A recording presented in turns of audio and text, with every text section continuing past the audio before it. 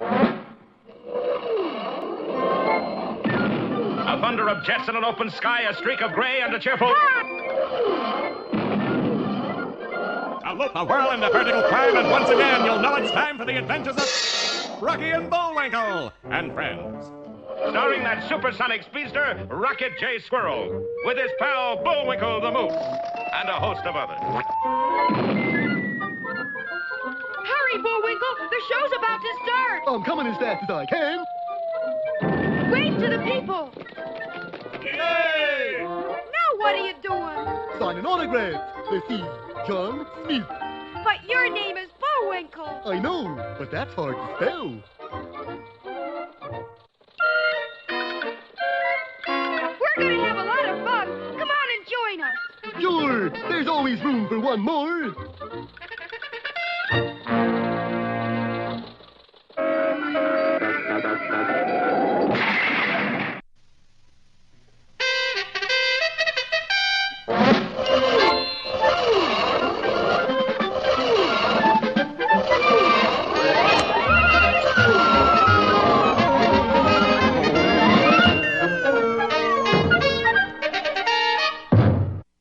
Well, the peace and quiet of Frostbite Falls has been pretty well shattered these last few days. First, Colonel McCornpone, editor of the Picayune Intelligence, sponsored a treasure hunt to find a buried pot containing $1 million in Confederate money. Plus a 1910 Stearns Knight Roadster reconditioned. Then the good citizens of Frostbite Falls tried so hard to find the Picayune pot that they riddled the town with holes and tunnels. Here's a spot where nobody's dug yet. Hey, where'd you come from? I'm digging from the bottom up. Next, a gang of bank robbers led by Babyface Braunschweiger Alias Boris Bedenow, folks. took advantage of the hole-digging spree to burrow under the town bank in order to rob it. And finally, when Rocky and Bullwinkle tried to warn the bank, Bullwinkle said the wrong thing. Hey, it's a stick-up! And the bank guards immediately opened fire on our friends.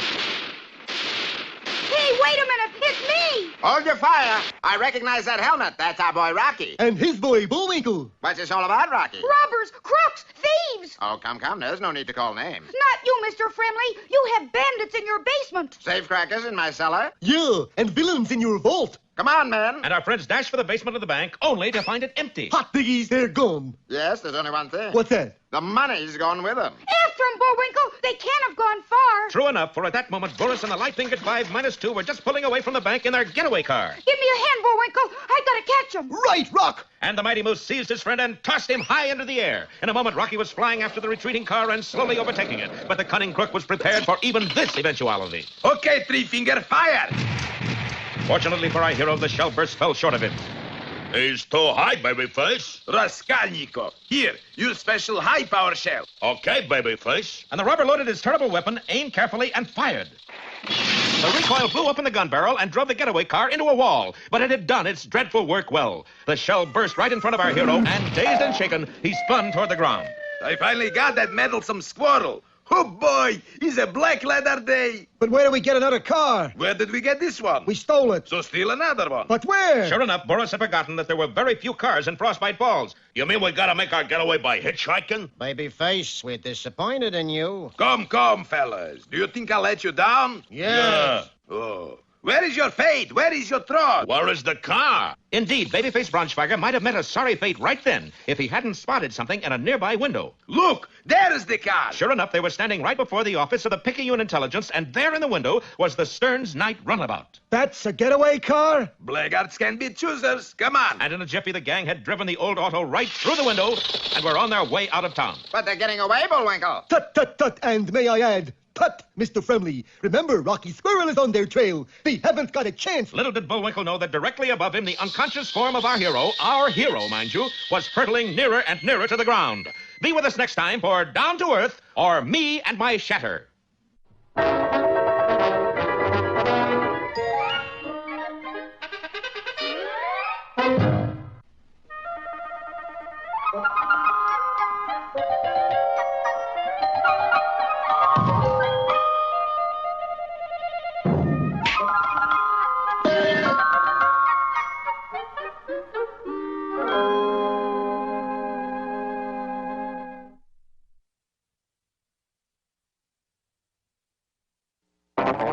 There was once a man who had 3 sons. The first son was very handsome and very talented, for he could play the fiddle with his feet. The boy will make a fortune doing that someday. The second son was very strong and very wise, and he could recite clever verse while holding huge weights above his head. Out of the blue, a cockatoo flew. Boop, boop, beep, doo. Beautiful. The boy will be famous someday. But the third son was not a bit like his brothers, for he was a dullard and he was very lazy. Come in out of the rain, son. Yeah, what for? For a while. The boy will never amount to a hill of beans. Thank goodness. Who wants to be an old hill of beans? Then one day the old man decided that it was time for his sons to go out into the world and make their fortunes. So he gave each of them some sour cheese, stale bread, and a cookie, and bid them farewell. The first son paused by a shady tree for his midday meal. He was about to eat his sour cheese, stale bread, and the cookie when a funny little man with a long beard and a crooked nose came up to him and said, I am very hungry, young man. Would you share your meal with me? No. I need this food to keep up my strength so that I can play the fiddle with my feet. And so saying, he gobbled his food and set off down the road.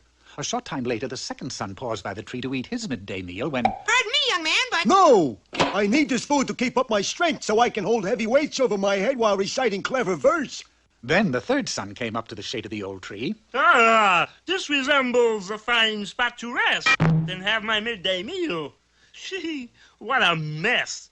Pardon me, young man, but I am very hungry and... You are? Good. Then you eat this. You mean you'll let me have your sour cheese, stale bread, and cookie?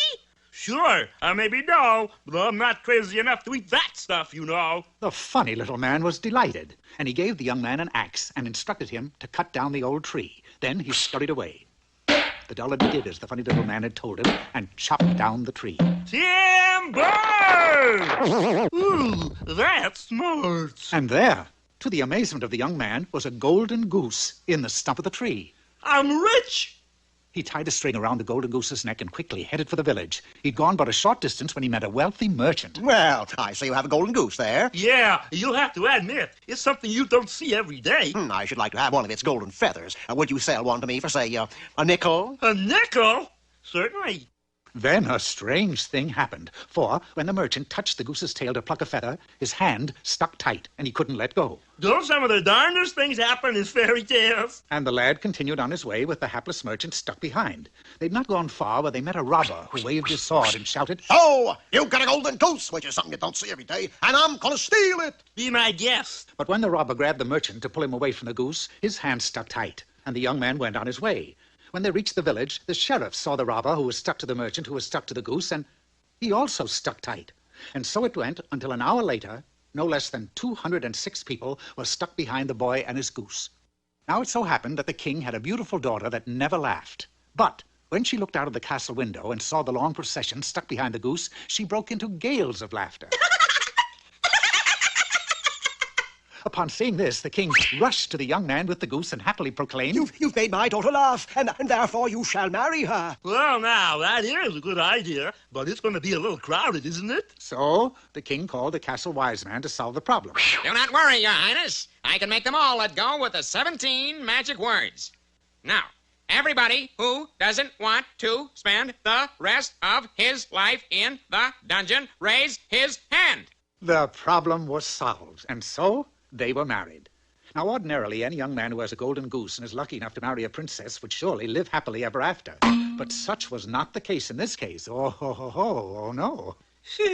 Because of that dratted goose, I'll be henpecked for the rest of my life, and that's for the birds. So remember, dear friends, if you ever meet a funny little man with a long beard and a crooked nose, don't give him your sour cheese, stale bread, and a cookie, or your goose is cooked.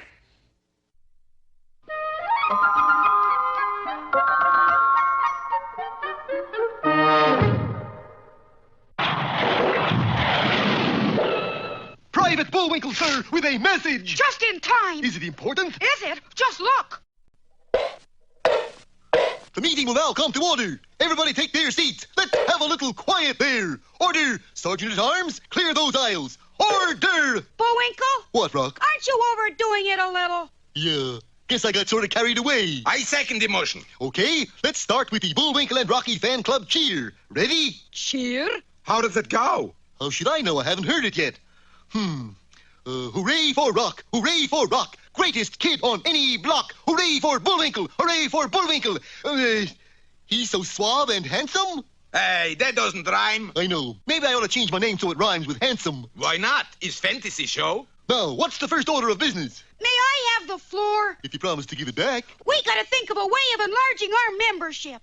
Maybe we could eat more, Rocky. I mean, we ought to have more members. Or less auditorium. I got it. Everybody bring a friend next time. Hooray! Hey! It's discrimination. You know I don't got any friends. Well, did everybody bring a friend? Natasha? Minus Kate, darling. Captain Peach Fuzz? I forgot. Boris? I didn't bring a friend, but how about some enemies? I got 1,000,000 of them.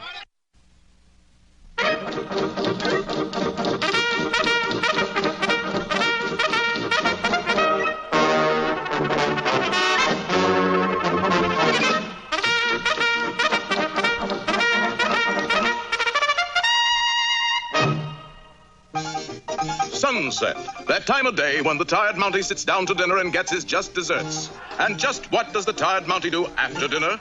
Well, if he's anything like Dudley Do-Right, champion of the oppressed and all-around goody two-shoes, he goes for a swim in the river. Last one in is a rotten egg. Which is just what he had eaten for dinner. The rest of his fellow Mounties remained in the dining hall, however. For you see, this was the middle of winter, and the river was anything but swimmable. By the time they got him out, Dudley's warm outlook on life had cooled considerably. That ice is certainly thick. So is your head, Dudley. The vision of loveliness administering first aid to our hero is the haunting and ever-popular Nell Fenwick. She and Dudley have been engaged for 22 years. You need someone to take care of you. I have my horse. You need a woman. What is a woman? I am a woman, Dudley, and I have decided to let you marry me. 10 minutes later, they stood before the preacher. And if there is anyone present who objects to this union, let him speak now. The gentleman about to object is Dudley's lifelong enemy, the malevolent Snidely Whiplash. I don't know what it means, but I object. Whiplash, you cur. So you will ruin my wedding, eh? As a starter, yes. Dudley picked up the thing nearest to him, which happened to be Nell, and threw it. Aha! I have her, and you shall never get her back, or any other part of her. Quick, Do-Right, give chase. What? And miss all this swell food? Far above Cayuga's waters sat Snidely Whiplash's sawmill, scene of many a tragedy. Why are you doing this, you devil? Because, Miss Fenwick, beneath this black exterior, there lies a mustard plaster. And over the mustard plaster there hangs an asafoetida bag. On it, imprinted in pica, are the words, Whippy loves Nellie. What I'm trying to say is, I love you. Well, let's say I like you a lot. But I despise you. You won't be mine? Never. Well, if I can't have you, neither can Do-Right. He tied Nell to a log, pulled a lever, and started her on her way to the teeth of a giant saw. Fortunately, the conveyor belt was in need of oiling, and the trip was a slow one. I must get word to Dudley. Nell was in luck, for as Whiplash stepped out of the back door, a mailman stepped through the front. One of them new weight-reducing machines, ma'am? Quick, sir, are you en route to the Mountie post? No, but I'm a-going there. Taking a pencil, she scrawled the word help on a sheet of paper, stuffed it into an envelope, addressed the envelope to Dudley Do-Right, then fainted from the exertion. 2 days later at the post, Nell's father, Inspector Fenwick, chatted with our hero. I haven't seen Nell lately. Come to think of it, I haven't either. Perhaps she's visiting her sister. Does she have a sister? No, but Nell's a strange girl. At that moment, I ran all the way from Whiplash's sawmill. I have an urgent letter for Constable Do-Right. It's from Nell. I'd know her penmanship anywhere. Yes, it's from Nell, all right. Well, aren't you going to open it? That would be against the law, sir. You see, there isn't a stamp on the envelope. and there you have the reason why Dudley rode to the sawmill, dashed inside when Nell was still on her way to the saw, talked her into sticking a stamp on the envelope, dashed outside the sawmill, rode all the way back to the post, and said to the inspector, It's from Nell, sir. She needs help. Well, stand there, Do-Right. Don't just do something. It took them an hour and a half to straighten out that last line, but eventually Dudley was on his way to the rescue. Would he make it in time? Oh, save me, save me! Somebody save me! Don't go all to pieces, Nell. Wait about 5 seconds. It looked like Nell Fenwick's wick was about to be extinguished when... The jig is up, Whiplash. Dudley, the saw! Pull the lever! He pulled the lever all right, but the one that said free-wheeling. The saw rotated madly, broke free of its moorings, and ate its way around the mill. Created a Frankenstein. Within 5 minutes, the sawmill had been reduced to sawdust. As for Whiplash, he was last seen heading in the general direction of downtown Toronto, closely followed by the saw. Oh, Dudley, my hero! Nell, my heroine. At approximately 11:10 the following morning, every available Mountie gathered on the post parade grounds. Constable Do-Right was to receive the Canadian Pretty Good Conduct Medal. Before I pin this on you, Do-Right, when are you and my daughter going to be married? Oh, I'd say in about 10 years, sir. Unless she gets out before that for good behavior. You see, I had to arrest her for mail fraud. The stamp she stuck on the envelope? Blue chip, sir. Against all regulations.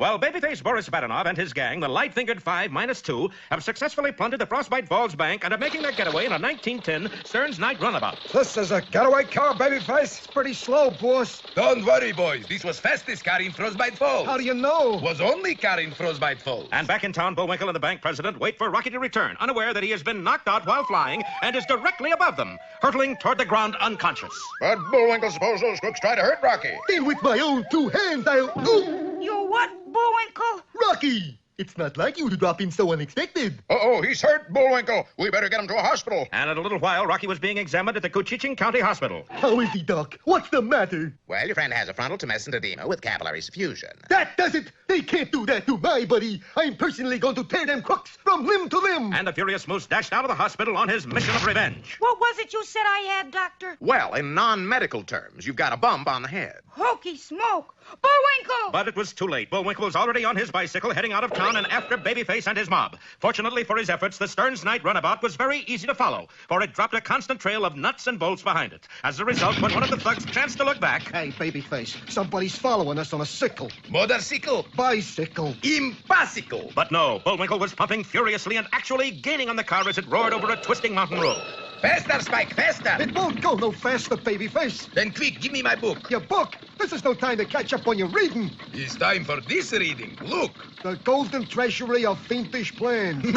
Right. And here is plan number 1. And Boris began to sprinkle carpet tacks and razor blades out of the back of the speeding car. Bullwinkle's tires were instantly punctured and torn to shreds. But he never faltered. In a few seconds, he was running on the rims and coming closer than ever. In desperation, Boris piled up every bit of loose trash in the getaway car and shoved the pile out the back. Uh-oh! Looks like a second-hand store coming at me. Fortunately for Bullwinkle, the first thing he hit was the rear seat. Instantly, he took off, flew clear over the rest of the trash, and landed even closer to the car. Oh, boy, some book this is. And the disappointed Boris tossed out his copy of the Golden Treasury of Fiendish Plan. Oop! In a second, Bullwinkle's bike skidded off the road and down a mountainside. Great work, boss. Oh, it was nothing any cold-blooded American gangster wouldn't have done. But at that moment, Bullwinkle's bike came out on a lower level of the mountain road, and when Boris's car turned a corner... Babyface, look! He's ahead of us! Oh, boy! I must be going faster than I thought. I passed him without even seeing him. Well, now what, babyface? Wait till I figure out who's chasing who. But Boris's problem was soon solved, for at that moment, a tiny chipmunk scurried out on the road ahead of Bullwinkle's bike. Of course, the soft-headed, soft-hearted Moose jammed on the brakes and skidded to a halt. There you are, little fella. Go ahead. Look out! It pays to be courteous because... Ooh! Well, what will be the outcome of this horrendous smash-up? We'll see next time in Hop, Skip, and Junk, or Bullwinkle's Big Toe. Well,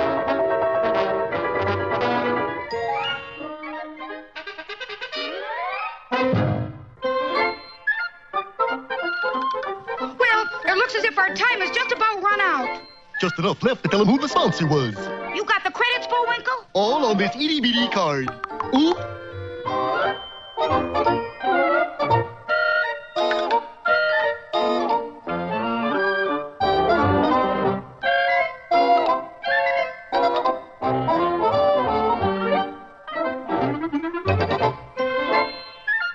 We're late again, Bullwinkle. Right. Bye now. See you next time.